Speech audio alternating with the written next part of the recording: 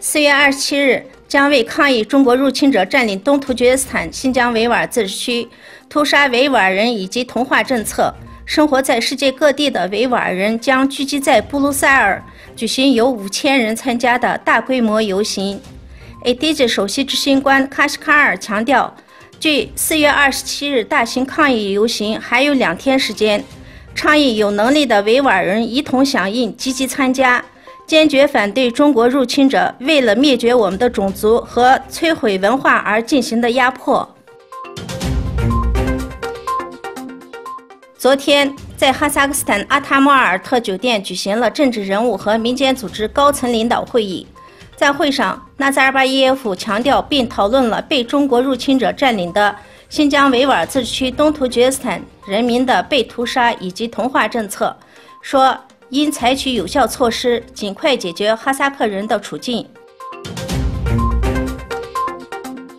七国集团外交部长会议23日发表联合公报，认定俄罗斯关联多个国家及地区热点级冲突，要求俄方停止破坏稳定。七国集团外交部长认定俄罗斯干预乌克兰局势，支持叙利亚政府使用化学武器，试图干预国家领导人的选举，同时因为俄罗斯前情报官员在英国中毒事件承担责任。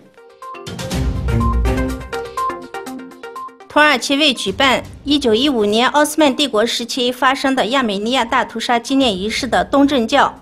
发送了致哀词。美国总统特朗普警告伊朗不要再次启动核计划，否则将面临更大的问题。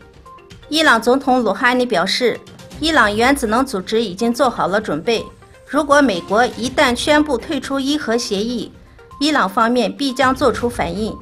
鲁哈尼还对他的言论做出了补充说明，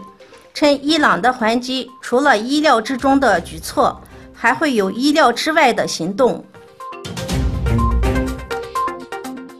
乌兹别克斯坦总统米切尔约耶夫23日与到访的土库曼斯坦总统库尔班孤立比尔德穆哈梅多夫在首都塔什干举行了会谈，双方表示乌土两国将共同实施一系列大型合作项目，特别是在交通基础设施和能源领域方面的合作。